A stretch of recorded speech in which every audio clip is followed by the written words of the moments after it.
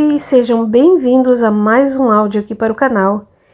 E hoje nós daremos continuação ao capítulo 3 da segunda fase do livro.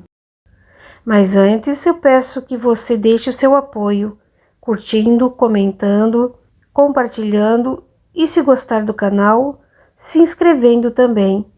Isso me incentiva a continuar esse trabalho que eu faço com tanto carinho. Gostaria também de pedir, se você é inscrito e não tem o costume de comentar, que deixe um coração nos comentários, apenas isso. E se você não é inscrito, mas gosta de ouvir os áudios, deixe uma florzinha, certo? Isso conta como comentário e vai me ajudar bastante. Não custa nada para você e para mim é muito importante, ok? Dados os recados, vamos para o capítulo. Rompendo o forçado silêncio, o velho educador de Blois tomou a palavra e disse com brandura: as interpretações da menina são novas e confortadoras para nós. Pelo visto, muito nos poderá ela auxiliar no referente aos sagrados ensinos. Não será melhor que todos nós a ouçamos hoje no culto? De Sarte, saberemos como funcionava a sua igreja doméstica em Ávila e poderemos enriquecer as nossas experiências. Alcione, sempre humilde e sincera, tentou esquivar-se, mas Cirilo e Susana reforçaram a proposta do bondoso ancião e não houve como eximir-se à delicada incumbência. Jacques entregou-lhe o volume do Novo Testamento, mas antes de o abrir, ela explicou: em nosso grupo familiar de Castela Velha, meu tutor dizia que o estudo das letras santas é comparável a uma pesca de luzes celestiais. O rio da vida, afirmava, está sempre correndo e é indispensável energia serena e vontade ardente a fim de mergulharmos na coleta dos valores divinos.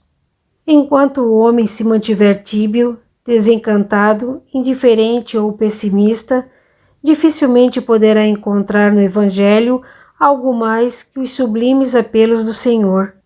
Em tais condições negativas, recebemos os convites do Cristo, mas frequentemente ficamos ignorando a tarefa. Somos chamados ao banquete da verdade e da luz, mas comparecemos como comensais bisonhos, mal sabendo como iniciar o suculento repasto. O ensinamento de Jesus é vibração e vida, e como o estudo mais simples demanda o esforço de comparação, não podemos versar o Evangelho sem esse esforço. Muitos procuram nessas páginas somente motivos de consolação, esquecendo a essência do ensino. Mas seria um contrassenso vir o Mestre a nós, dos espaços gloriosos da imortalidade, apenas para nos adoçar o coração honesto de perversidades e fraquezas humanas. Jesus é a fonte do conforto e da doçura supremos. Isso é inegável. No entanto, reconhecemos que uma criança que somente receba consolações e mimos paternos arrisca-se a envenenar o coração para sempre na sede insaciável dos caprichos.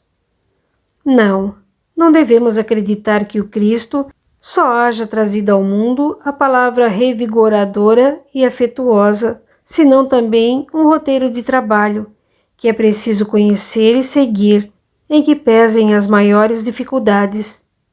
Para isso, é indispensável tomar os nossos sentimentos e raciocínios como campo de observação e experiência, trabalhando diariamente com Jesus na construção da arca íntima da nossa fé.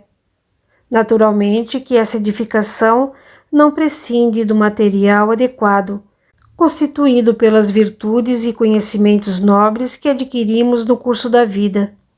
São esses os elementos que procuramos em nossa pesca das luzes celestiais, para que, recebendo as consolações de Jesus, sejamos igualmente operosos trabalhadores. A pequena assembleia entreolhava-se grandemente surpresa. Cada qual parecia mais deslumbrado com o comentário da jovem intérprete. Em Ávila, Continuou ela com a maior simplicidade. Nunca nos reunimos no culto doméstico sem suplicar o socorro da inspiração divina. Padre Damiano esclarecia sempre que Deus não poderia ter enviado as línguas de fogo da sua sabedoria apenas aos 12 discípulos de Jesus. As chamas do seu amor infinito aquecem a humanidade inteira. Basta lembrar que se os sinais do céu foram vistos somente sobre os apóstolos, no dia inolvidável do Pentecostes, ninguém poderá contestar a extensão dos benefícios à multidão que os ouvia, exultante de júbilo. A revelação dirigia-se a todos. O contentamento celestial foi distribuído sem exclusividade. Baseado nisso, meu tutor asseverava que devemos fazer o estudo evangélico não apenas com as nossas malícias e necessidades humanas, mas com o auxílio silencioso e invisível do céu. Após essas considerações, que despertaram fundo enternecimento nos ouvintes, orou em voz alta, suplicando a Jesus que lhe concedesse o benefício de suas inspirações sacrossantas para que se integrassem no conhecimento da sua vontade. Feita a prece comovedora, tomou o livro e perguntou: Senhor Jacques, gostaria que me dissesseis qual o método aqui adotado para a leitura. Costumamos ler 5 a 10 versículos de cada vez, comentando-os em seguida. Presentemente estamos na segunda epístola de São Paulo a Timóteo, tendo ficado na última reunião no 2º capítulo, versículo 10. Lá na Espanha, explicou a jovem delicadamente, líamos apenas um versículo de cada vez e esse mesmo, não raro, fornecia cabedal de exame e iluminação para outras noites de estudo. Chegamos à conclusão de que o Evangelho, em sua expressão total, é um vasto caminho ascensional cujo fim não poderemos atingir legitimamente sem conhecimento e aplicação de todos os detalhes. Muitos estudiosos presumem haver alcançado o termo da lição do mestre, com uma simples leitura vagamente raciocinada. Isso, contudo, é erro grave. A mensagem do Cristo precisa ser conhecida, meditada, sentida e vivida. Nesta ordem de aquisições, não basta estar informado. Um preceptor do mundo nos ensinará a ler. O mestre, porém, nos ensina a proceder, tornando-se-nos, portanto, indispensável a cada passo da existência. Eis porque, situados os versículos de saudação apostólica, qualquer dos demais conterá ensinamentos grandiosos e imorredouros que impede conhecer e empregar a benefício próprio. Será então mais útil, advertiu Cirilo, sumamente interessado. Assim também procedermos. Alcione procurou a epístola indicada e leu o versículo 11 do 2º capítulo. Palavra fiel é esta: que se morrermos com ele, também com ele viveremos. Franca palavra, todos, exceto a pequena Beatriz, que se mantinha calada, opinavam que os homens apegados a Jesus, no fim da vida, podiam morrer em paz, certos de que o Senhor lhes abriria, além túmulo, as portas gloriosas da redenção. Depois de ouvir a opinião de cada um em particular, Alcione explanou: certo, a esperança em Cristo será sempre um refúgio indispensável na hora da partida, mas a advertência apostólica nos convoca a ilações mais graves. Lembremos os perversos que aceitam Jesus na hora extrema. Muita gente, portadora de crimes inomináveis, faz ato de fé no leito de morte. Enquanto tem saúde e mocidade, vivem ao léu, entre caprichos e desregramentos. Mas, tanto que o corpo quebrantado lhes dá ideias de morte, alarmam-se e desfazem-se em rogativas a Deus. Podem criaturas que tais esperar de pronto, imediata, a glória do Cristo? e os que se sacrificam nas aras do dever enquanto lhes resta uma partícula de forças. Claudicaria a justiça, em suma, se afinal a virtude se confundisse com o crime, a verdade com a mentira, o labor com a ociosidade. Certo que será sempre útil recorrer à misericórdia do Senhor, ainda que manchados até aos cabelos, bem como acreditar que para toda enfermidade haverá remédio adequado. Penso, porém, que a assertiva de Paulo não se refere ao termo da vida corporal, fenômeno natural e apanágio de justos e de injustos, de piedosos e de ímpios. Bafejado pela divina inspiração, o amigo do gentilismo aludiu, por certo, à morte da criatura velha, que está dentro de todos nós, e a personalidade egoística e má que trazemos conosco e precisamos combater a cada dia, para que possamos viver em Cristo.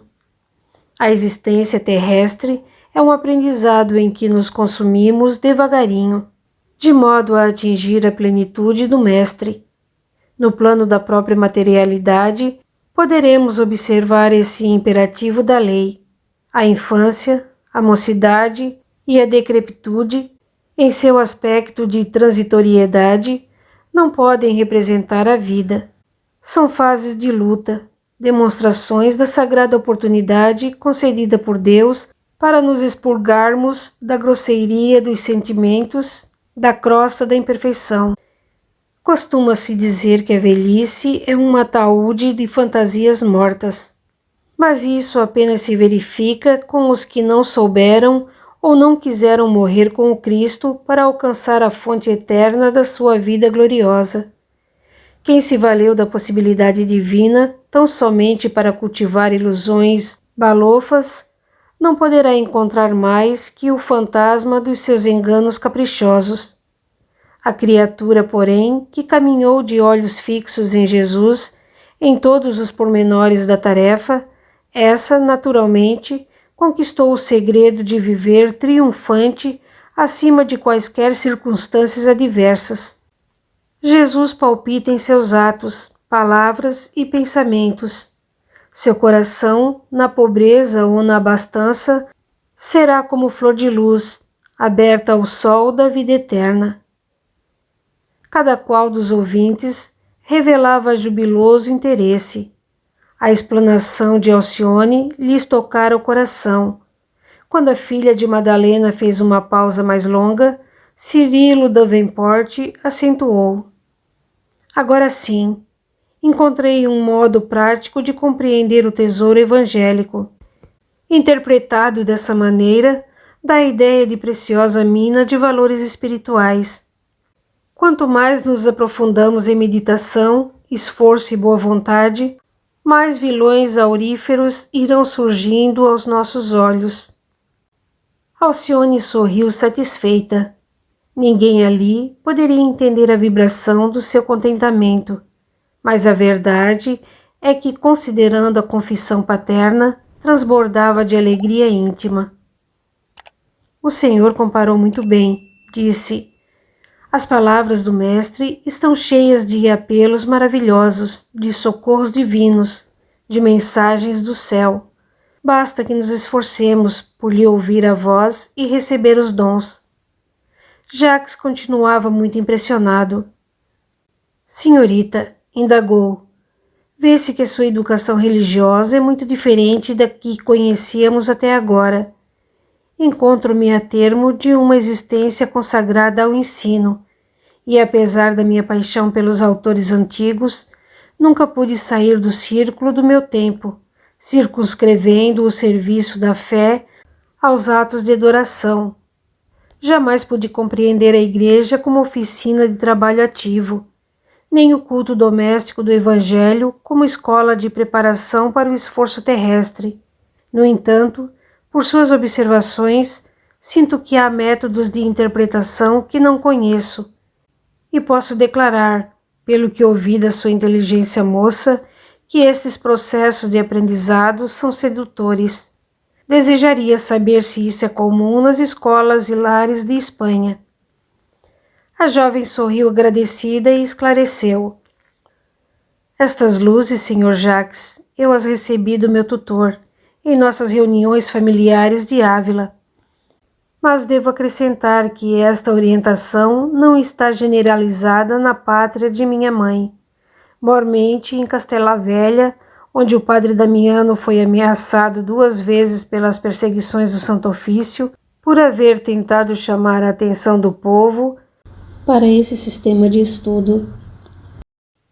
Que horror! Exclamou Cirilo num gesto significativo. É quase inacreditável que a Igreja mantenha tal instituição. Não podemos inculpar a Igreja, retificou Alcione carinhosamente. O cristianismo, em tempo algum, autorizaria institutos dessa natureza.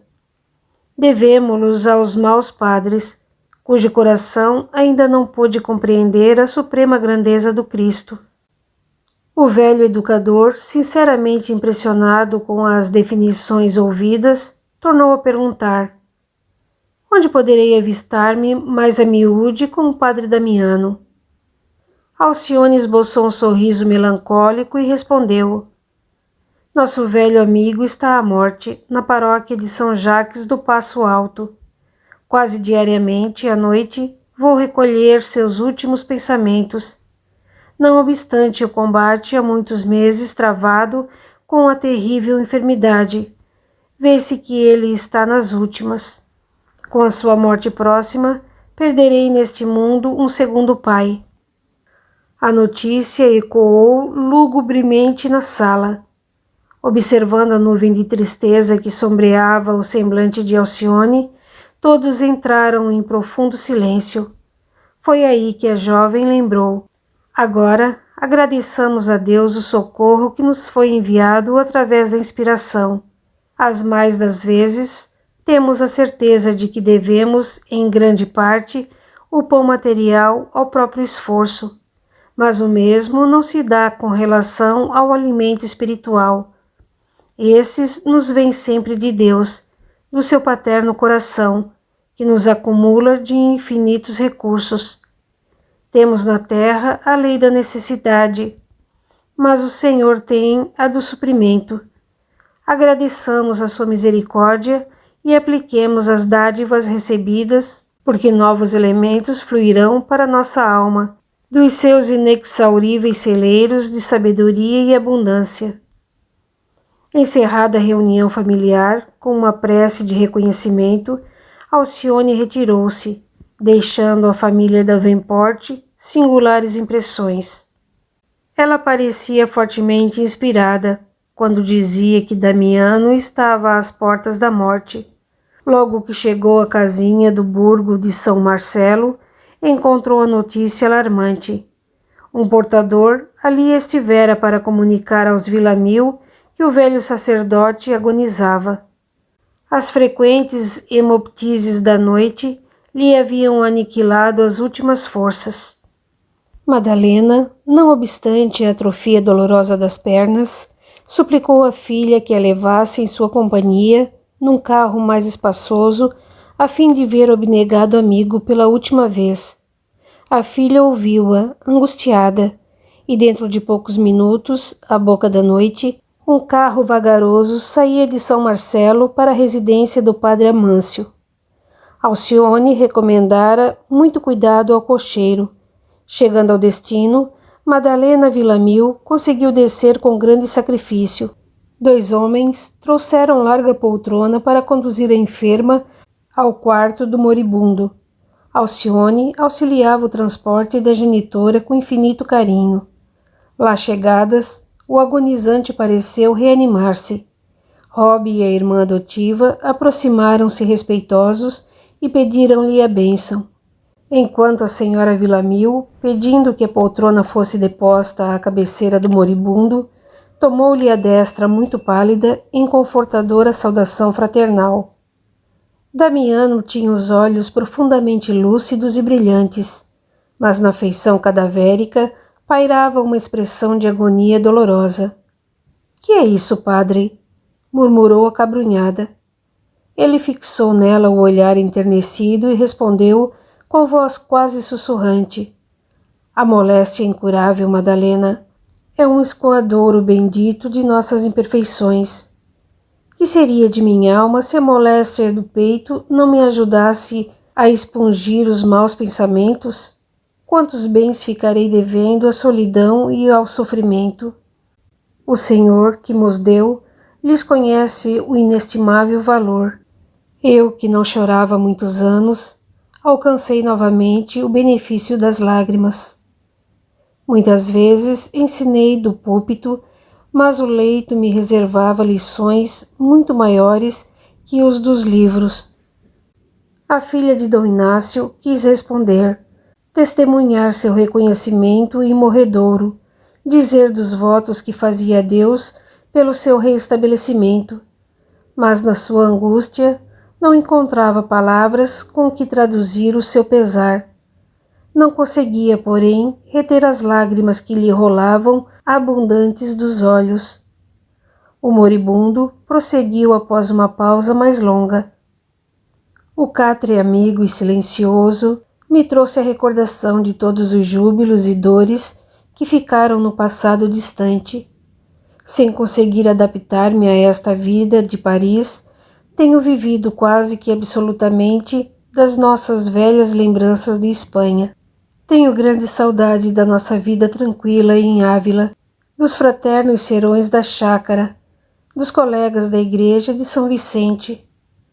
Mas estou certo, Madalena, de que a vida não acaba com o corpo, e convencido de que Deus nos reunirá em outra parte, onde não haja prantos nem morte. Há diversas noites que sou visitado pela Senhora dos entes amados que me antecederam no túmulo. Ainda hoje, depois da última hemorragia, enxerguei o vulto de minha mãe, a dizer-me palavras de consolação e coragem. Algumas crianças amadas, lá da nossa igreja antiga de Castela, falecidas há muito tempo, me vieram ver a noite passada e me abraçaram com carinho. Amâncio pensa que estou sendo vítima de pesadelos, dado o meu esgotamento físico, mas eu não posso concordar. A senhora Villamil, aproveitando uma pausa, fez um esforço e obtemperou carinhosamente. Não deveis pensar nisso. Lembrai-vos de que precisamos do vosso amparo paternal. Deus vos restituirá a saúde, para que nossa alegria não desapareça para sempre. Recordai nossa viagem à América. Damiano procurou a custo o olhar de Alcione, dando-lhe a entender o cuidado com que se deviam conduzir naquelas circunstâncias, e acentuou: pede a Deus pela minha saúde espiritual, porque seria impossível restaurar a do corpo, minha filha. A morte não é uma separação eterna. Estou certo de que Jesus me permitirá voltar a teu lado, se minha vida for útil. Quanto à viagem ao novo continente, não te preocupes. Alcione está muito jovem e Rob quase que ainda não passa de um menino. Poderás ser muito feliz na companhia deles aqui mesmo. Madalena enxugou as lágrimas, murmurando: tendes razão, padre. Também eu estou chumbada ao leito para meditações necessárias. Minhas pernas paralíticas nunca me permitirão tão longa viagem. Não te lastimes, porém, pensando nestes obstáculos. Certa de que a misericórdia do Todo-Poderoso nunca andou atrasada. Quando nos parece tarda, é que algum motivo existe, que não podemos compreender de pronto. A filha de Dom Inácio continuava chorando enternecidamente. Em seguida, o velho sacerdote, dando a perceber que desejava mudar de assunto, fez um sinal chamando Rob à cabeceira. O menino atendeu, compungido. Por que não trouxe o violino? Indagou com interesse. Alcione me disse que o senhor estava mais doente. Esclareceu respeitoso. Isso quer dizer, meu filho, que preciso mais de te ouvir. A irmã adotiva aproximou-se e interrogou com ternura filial. Desejáveis ouvir alguma coisa, padre? Sim, Alcione. Se fosse possível, a ladainha de Nossa Senhora, que cantaste na primeira missa de Carlos, na igreja de São Vicente. Recordas? Desse modo, lembraríamos o amigo distante, bem como o recanto de Castela, onde fomos tão felizes. Poderei pedir a Padre Amâncio que nos empreste o violino do coro de São Jacques, exclamou a jovem, esforçando-se por conter as lágrimas. Seria um grande consolo. Ouvindo um dos 3 clérigos que se conservavam no quarto, prontificou-se a buscar o instrumento. Daí a minutos, a voz cristalina de Alcione enchia o aposento, arrebatando os ouvintes a um plano de misteriosa luz espiritual. Rob acompanhava o canto com extrema felicidade em cada nota de sublime harmonia. O moribundo parecia estático. A ladainha, muito antiga, abria-lhe novos horizontes de claridade maravilhosa. Madalena tinha um lenço colado aos olhos, enquanto o lacaio e os religiosos choravam comovidos. Quando terminou, o agonizante chamou a jovem e lhe falou debilmente. Alcione, Deus te abençoe por esta alegria. Depois contemplou a senhora Villamil demoradamente e, trocando com a moça significativos olhares, voltou a dizer: Faze pela paz espiritual de tua mãe tudo o que possas.